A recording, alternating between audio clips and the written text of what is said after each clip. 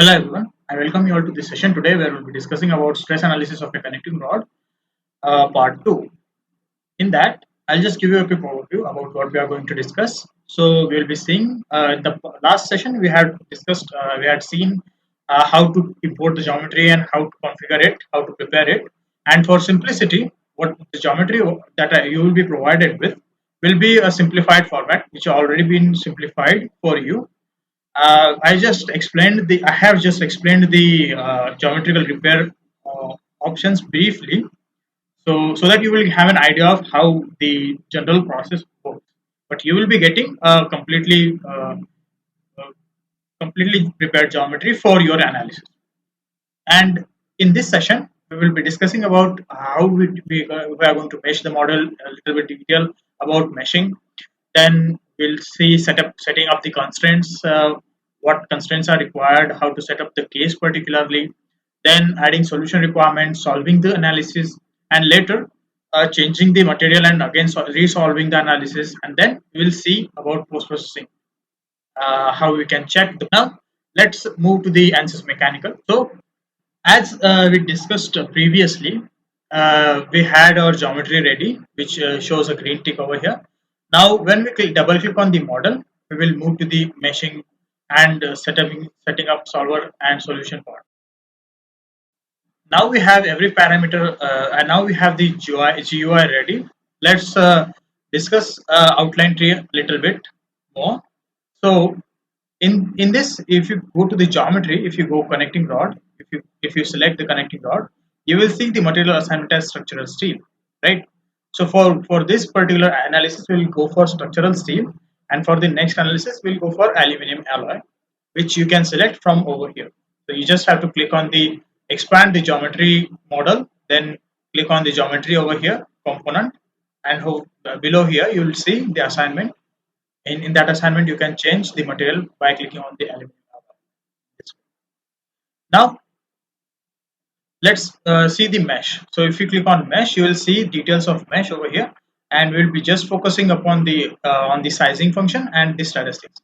So for sizing, we have size function as an adaptive. There are four types of functions which you can use depending upon the nature of mesh that you want. So the if you use proximity and curvature, you will get extensive, extremely dense mesh, which is required in uh, some analysis which has micro shapes, sharp edges and stuff, where we will be able to analyze that using this, and we will get more accurate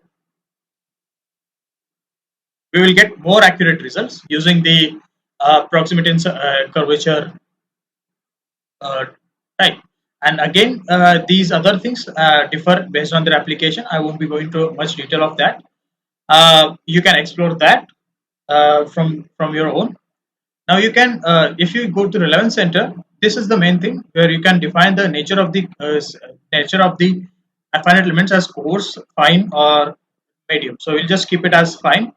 We won't be changing element size for this because it's a fairly simple analysis. In case you need to have better accuracy, or need to analyze it for higher for specific accuracy for comparison, then you can change the element size. You can mix and match. You can do the analysis, and then you can readjust the mesh according to your needs. So this is how you do. Next, we will also change the span angle for a span. So at this moment of time, you don't have to pay attention to what span angle center is, but if you wish, you can explore it. Now, this is the mesh settings that we had done. Now let's generate the mesh. So for generating, you can go for mesh generation over here by right clicking and generate mesh, or you can simply click on update, which you can see over here. You can do it anyway. So let's click on generate mesh for generating the mesh.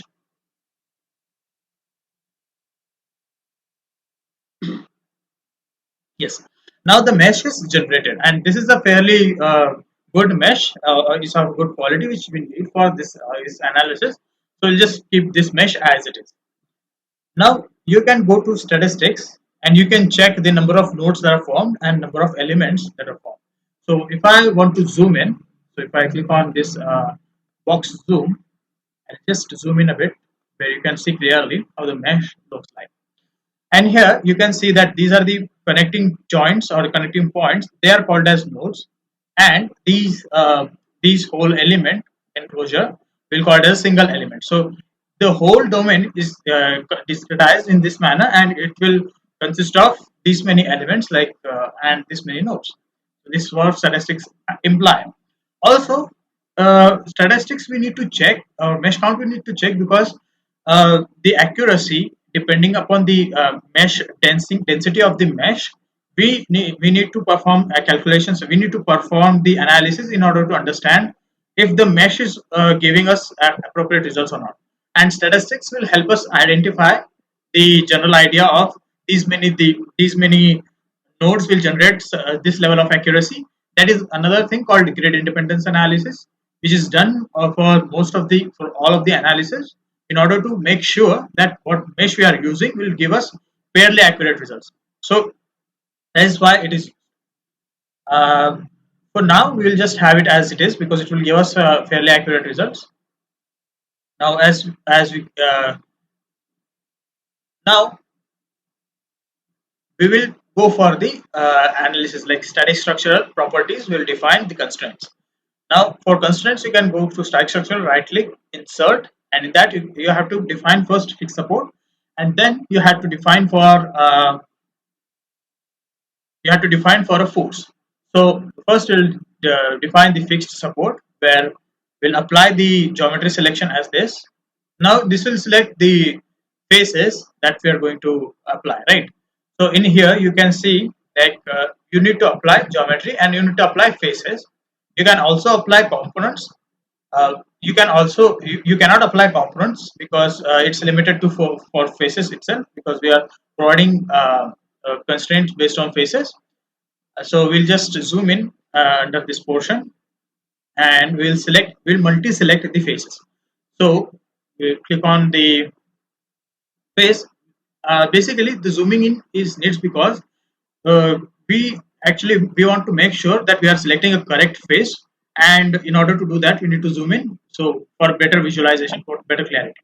So I just keep on for multi-select, as I told you in previous sessions. You can just press Control on your keyboard and left click on the face. That way you can select the faces and you apply the geometry. And now the fixed support has been applied to the geometry towards the big end. And this is necessary because if we fix the big end, as we are applying the load on the small end, the load application will essentially give us the stress concentration that is going to be there in the component. So that's why we need to fix it. And now let's add the force as well. Insert, same manner. Here is a force, where if you click on force, again the details of force will be shown here. We'll have to apply the geometry. Now we are applying the force on these two faces. The reason is because we need to select both the faces, as this end will be connected by pigeon pin to the piston, and the load the load will come to both these faces, right? So we have to select these both faces. We'll completely select uh, the load application, and now we click on apply, where two faces have been applied. Now we have to define the force by either vector or by components. So let's go to components. And components, for as our loading will be directly normal to the through the axis, and it will be in the direction of y, because you can see here the direction that geometry the model that is in is very important. So while applying the load, you need to see and you need to make sure in which direction your load is going to apply depending upon the model. For example, if I zoom it out, and if my model was not vertical, basically if it was horizontal, then in that case also I would be able to. So let me just illustrate it. So if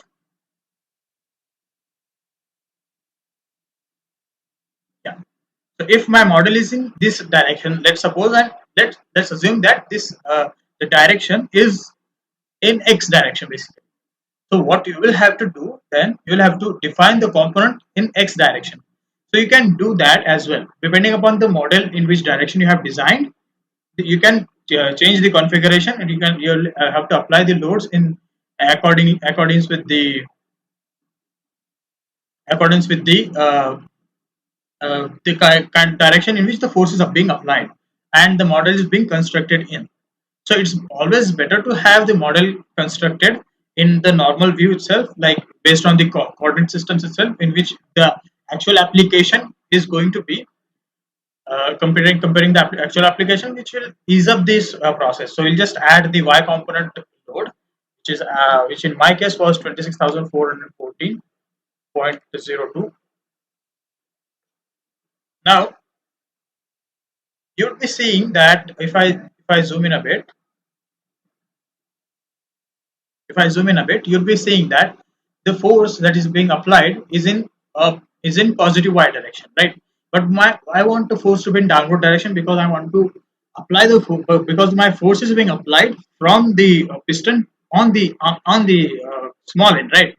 So in order to change direction, you can just go to go to y component and press minus sign on your keyboard and click anywhere on this screen where you'll be able to where that direction will be changed. So basically you can use minus sign in this way where you can change the direction of loading application. So this is all about the force application. Now one thing I have forgot to mention in the mesh, so let's quickly see that. So in this mesh is generated. These are not 2D elements, these are 3D elements. So 3D elements are generally comprised of prism or tetrahedron elements. So we have constructed a tetrahedron elements mesh.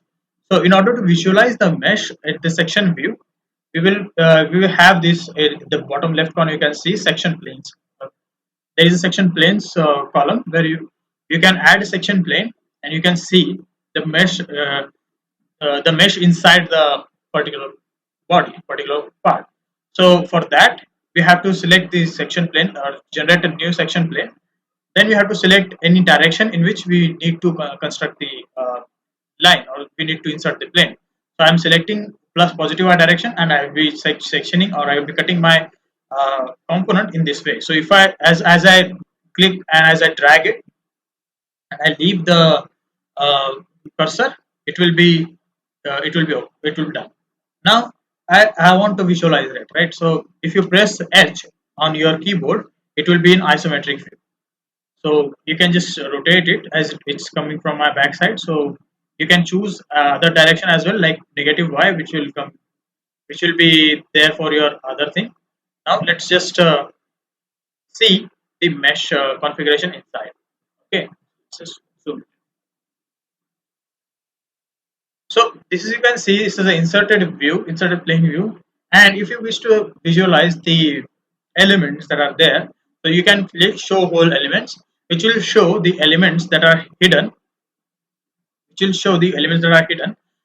because of the section of plane. So that was just a 2D view of the section plane. Now you can see the elements configuration in 3D, where you can make a judge out of these elements, where you can see that these are these elements that are generated. So these are called as tetrahedron elements. So this is another thing you can do for visualizing your mesh in a proper way. So for going out of this view, you can just deselect the section plane, and you can click press H on your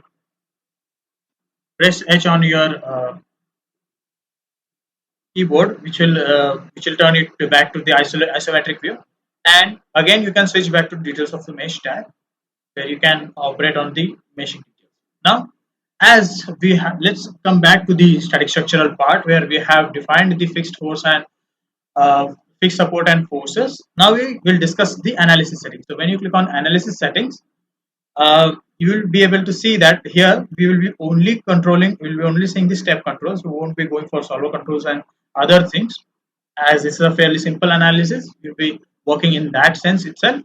So when you go for program control, we are going to use program control for this analysis because it's a static analysis. For for dynamic analysis or for some other nonlinear analysis, we have to use auto time stepping. So when you turn on auto time stepping, you have to define the substance by yourself. In program control, what happens is the program decides, the software will take whatever it feels like it should be are taken depending upon the settings. It will generate the substeps and will create. So I'll just give you a brief about what substeps are. This is very meaningful, or this is very useful in time dependent problems, transient analysis problems. But for static analysis, this is kind of meaningless because we can use the auto step settings for our analysis, and the loading is fairly simple for static analysis in beginner cases, such as this. Now, if I give 25 substeps and if I add minimum number of substeps as 40 and maximum number of substeps are 100, then what will happen basically, the load that I'm going to apply over here, that is 26,000, will be divided by 25. And for the first time step, the the divided load that is coming out to be, so let's, for simplification of calculation, I'll consider my loading as 25,000, and when you divide that 25,000 load by 25, you will get 1000 newtons of load, and that 1000 newtons of load will be applied in the first initial substep where the solver will solve and go for convergence. Check it if all the equations are converged or not. Then if they are converged, then it will keep on gradually adding the load into that 1000 load, and that way it will progress with the solution. For each addition, it will keep on solving, it will keep on converging, and at the end of it you will get a brief solution of your complete loading, where you will be able to see that it is completely solved for this particular load. It will be, so for 25,000 load, it will be shown what are the stresses that are induced. So that is the initial substeps. That is what initial substeps are for. And for the maximum substeps and minimum substeps, they are defined in such a way for controlling the time step or for controlling the step size. So if in case convergence is not achieved, what happens is the software then considers to reduce the time step size. For that particular thing, what it does is divide 1 by the maximum number of time steps, because 1 by 100, and divide the minimum substeps as well in the same manner, where it will choose a value within 1 by 40 to 1 by 100 as a time, as seconds. So 1 by 100 means 0.01 second, or 1 by 40 means 0.0025, I guess.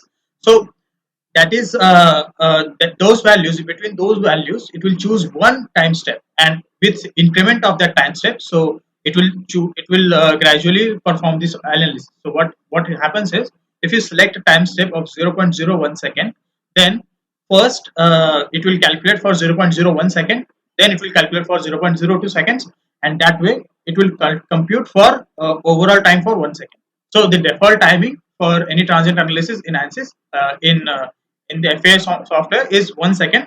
So that way the 1 second is divided into these multiple substeps, and for each substep it will be computed, for the forces will be calculated for that many iterations the equation should be solved, and that many iterations it will be computed for.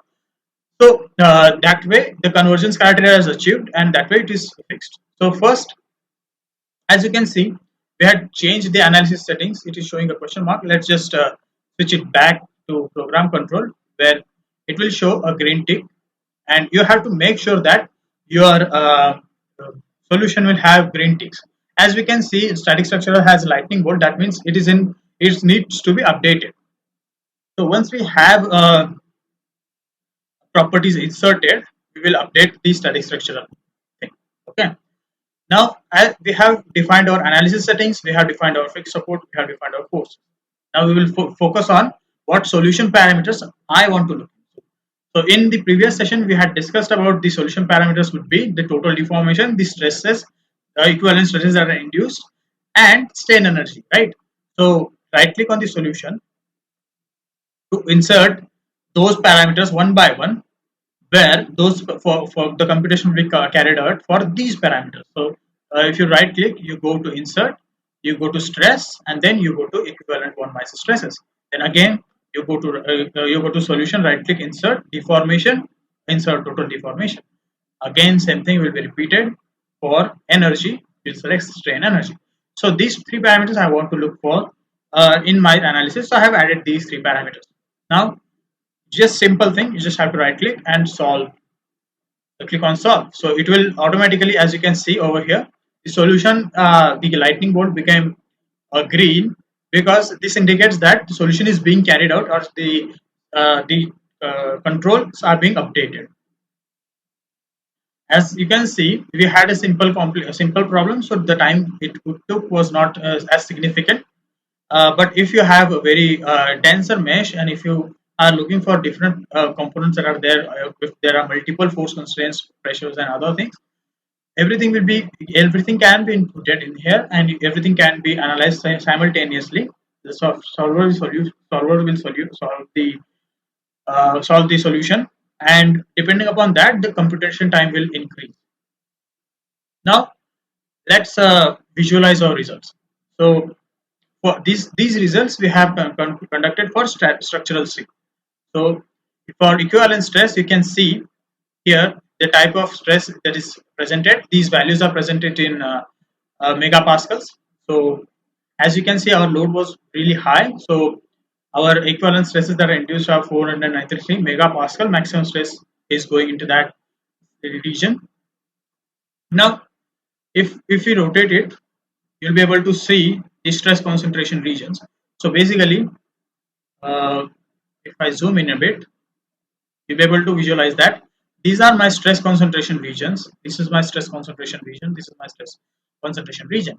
So if we modify this design a bit, or if we change the material, then we will be able to minimize the uh, deformation, or minimize the equivalent stresses that are coming in this sense. So based on such preliminary analysis, you can identify the stress concentration regions, and you can see for yourself, like depending upon the analysis, what parameter, what design consideration I need to check, I need to use for it.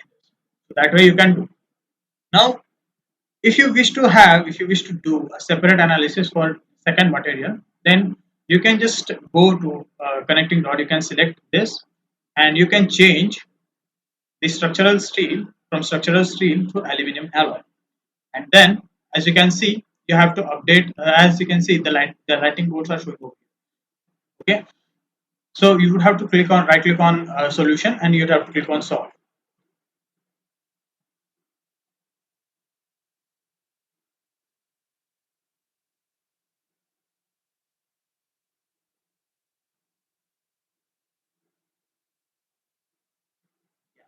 Again, for then we have changed the material, and we can check the equivalent stresses that are induced in here.